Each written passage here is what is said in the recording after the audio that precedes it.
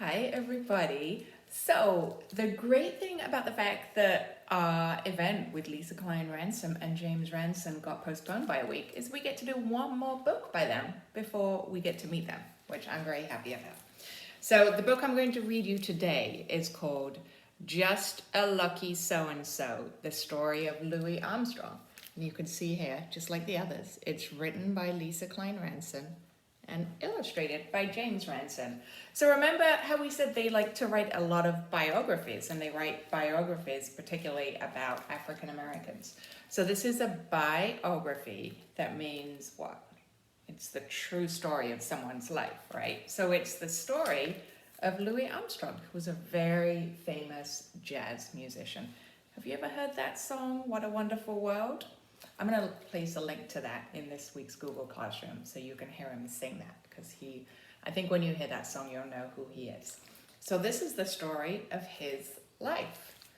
And I want you to think about the title while I read it, Just a Lucky So-and-So. So that's the title of one of the songs that he sang. But also I want you to think about, why did they choose that title for this book? What are the ways that he's lucky? And what are some of the ways that he's not lucky? Let's think about that. Let's think about why the author chose that title, Just a Lucky So-and-So. So this is the story of Louis Armstrong, who's a very famous jazz musician who comes from New Orleans. Are you ready? In New Orleans, Louisiana, in a part of town outside of Storyville, tucked in a corner called Back of Town, in a section nicknamed the Battlefield, little Louis Armstrong was born, black and poor and lucky.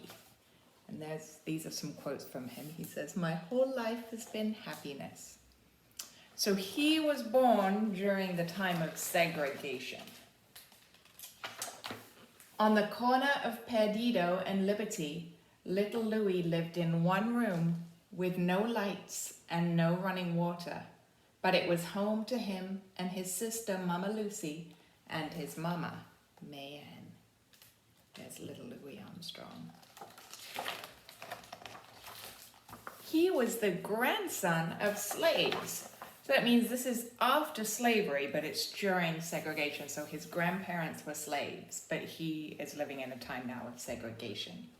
The grandson of slaves, little Louis toted laundry, hauled coal, sold newspapers, and scavenged through garbage to earn money for his family. On the streets, little Louis sometimes made his own trouble, but it was nothing his mama's sharp tongue and a switch from the Chinaberry tree in Grandma Josephine's yard couldn't fix. And here's another quote from him. "I say never worry what the other fella has, as long as you're having fun in your own way." So what do we think here? How is he lucky? How is he unlucky? He's got a mama who loves him, right? That's pretty lucky. But he sometimes has to go through the trash to get food, but he still thinks of himself as lucky. Every day outside his window, little Louis listened up and down the streets to the music of brass bands, funeral marches, honky-tonks on Saturday nights, church services on Sunday mornings. There he is, listening to music in the street. Does he look like he feels pretty lucky? He does, huh? Across the street, he peeked through the cracks of Funky Butt Hall. It really is the name of the place. On cornet, the sassy ragtime music of Bunk Johnson, Buddy Bolden, and Joe Oliver followed him wherever he went. Johnson had tone, Bolden blew hard. But for little Louis, it was King Oliver who could outperform any horn player in all New Orleans. And this is another quote from Louis Armstrong. "The king of all musicians was Joe Oliver." So there's little Louis Armstrong, and there he is watching Joe Oliver play. So New Orleans is very famous for its jazz music. That was pretty much where jazz music was invented, was in New Orleans. School learning at the Fisk School for Boys began for little Louis at age 7. Before and after school, on the Karnofsky's wagon, next to Morris, little Louis tooted a tin horn. "Penny for your rags," he said, "nickel for your scraps." Although I could not play a good tune, Morris applauded me just the same. Through the window of a pawn shop, a cornet caught Louis's eye. A $5 loan from Morris bought the cornet for Louis. Some brass polish and an oil brought the horn to life. So this was his job before and after school.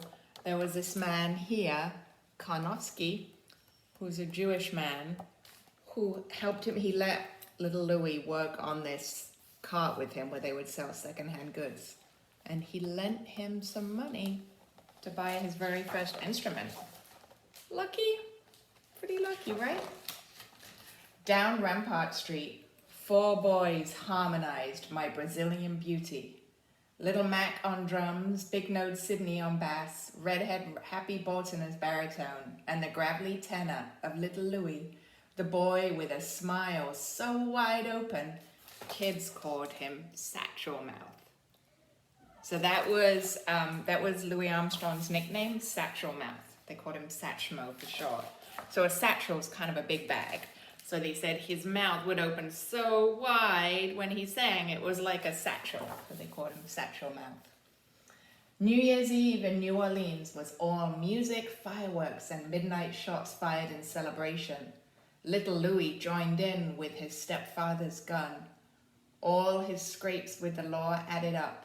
And at 11 years old, little Louis was sent away. He said, "I thought the world was coming to an end." There he is, 11 years old. He took his stepdad's gun and he got in trouble with the police. So he was sent to a place called the Colored Waifs Home for Boys. At the Colored Waifs Home for Boys, little Louis could barely eat. He missed his mama, he missed his sister, and he missed his cornet. A cornet's smaller than a trumpet, but sounds kind of like a trumpet. Through his open windows drifted the call of the bugle. A bugle to rise, a bugle for chores, a bugle for bed. The band leader, Mr. Davis, told little Louis that boys from the battlefield don't belong in a band. So the battlefield was the neighborhood where he grew up. Little Louis sang solos for everyone to hear. Mr. Davis listened and started Louis with the tambourine. Then he played the drums. Mr. Davis made him the bugler. Then he put him on the cornet. Mr. Davis made him the band leader.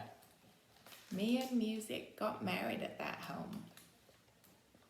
So there we go again. He went from being unlucky to lucky, right? Unlucky that he got trouble with the police. And when he was 11, he was sent away to live in this home without his parents and his siblings. But then at the home, he ended up joining a band and becoming band leader. A lot of luck and bad luck in his life, right? The band traveled to play in every corner of New Orleans, uptown and downtown, West End, Spanish Fort, and front of town. But for little Louis, there was nothing like walking through his old neighborhood at the head of the band, blowing Home Sweet Home. Lining the streets was everyone he knew, and right up front was his Mama Mayanne. And there he says, "I could not think of anything but my good luck." So New Orleans is famous for jazz. It's called the birthplace of jazz because that's where jazz was invented. And it's especially famous for jazz bands marching through the street and playing. That still happens today. When he was 14, little Louis got to leave the home and come back home. Not so little anymore. By then, he could make any song swing. Louis needed to hear a song just once, and it was his. He worked all day hauling coal, and all night he played in honky-tonks around town. Louis met Joe as Joe paraded through town with the Onward Brass Band and followed him everywhere. Louis ran Joe's errands, carried his horn, but in the in-between times, Joe taught Louis note by note. In Joe's home, Louis filled up on rice and beans and music lessons. Louis traded in his first pawn shop cornet for Joe's used one. I prized that horn and guarded it with my life. Louis listened to Joe's horn crow like a rooster, growl like a lion, cry like a newborn baby. Two horns, side by side, so close, Louis called him Papa Joe. Aboard the SS Sydney, he blew swing, waltzes, and dance tunes all up and down the banks of the Mississippi River. On land, Louis blew with the Tuxedo Brass Band, and then Kid Ory's hottest jazz band in town, featuring Baby Dodd's Pops Fuster and his Papa Joe Oliver. And here's another quote from him. When I pick up that horn, that's all. The world's behind me, and I don't concentrate on nothing but it. I love them notes. So when he's playing music, that's all he's thinking about. After a while, New Orleans honky-tonks were too small for the king. So Joe hopped a train and blew goodbye to New Orleans. Chicago was waiting. Louis stepped in where Joe stepped out. His horn had folks talking about the little boy from the battlefield. Night after night, Louis filled up the halls, filled up the streets, filled up his pockets with the music from his cornet. 4 years later, Joe sent a telegram. Louis was ready to leave too. He sent for me, and whatever he's doing, I want to do it with him. All aboard! Louis stood on the train platform, fish sandwich in one hand, cornet in the other. Worried he'd catch cold in the windy city, his mama made him wear long johns in the August heat. Joe Oliver and Chicago were waiting. He says, I'd never seen a city so big. On the south side of Chicago, at the corner of 31st and Cottage Grove, Louis peeked into Lincoln Gardens Dance Hall. A globe glittered from the ceiling. A balcony looked out over the dance floor. Joe and King Oliver's Creole jazz band warmed up. Opening night always makes you feel as though little butterflies were rolling around in your stomach. Do you ever get that feeling? Louis's tuxedo was pressed and patched and small. He walked to the bandstand where Baby and Johnny Dodds, Lil Hardin, Honoré Dutry, and Bill Johnson waited. From the very first note, they knew. He played quietly behind Joe, softly in back of Joe, echoing after Joe. Then someone yelled, "Let that youngster blow!" And Louis stepped forward and stood in front of Joe and blew.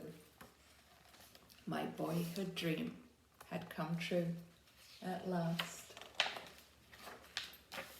Louis stood in front of bands in Chicago, New York, California, and Europe, on records in Hollywood, on Broadway, and on the radio. The little boy from New Orleans, Louisiana, from a part of town outside Storyville, in a corner called Back of Town, in a section nicknamed the Battlefield, was just a lucky so-and-so. I was so happy I did not know what to do. I had hit the big time. See that sign there? Louis Armstrong. His name is in lights. So there we go. That's just a lucky so-and-so, the story of Louis Armstrong. So how was he lucky? How was he unlucky? What do you think?